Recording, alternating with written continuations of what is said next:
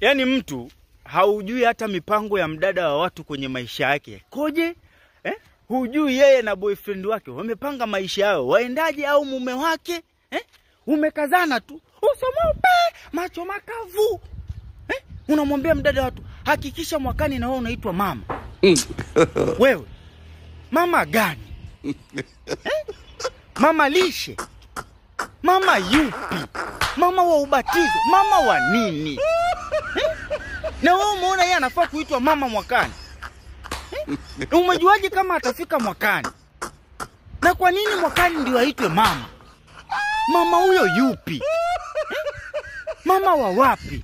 Mama mwenye nyumba? Mama gani? Mama hiyo who? Mama hiyo which? Wewe unataka aitwe mama ili weje? Kwa sababu gani? Na kwa nini? Mama wa kazi gani? Huo mwaka umeuona?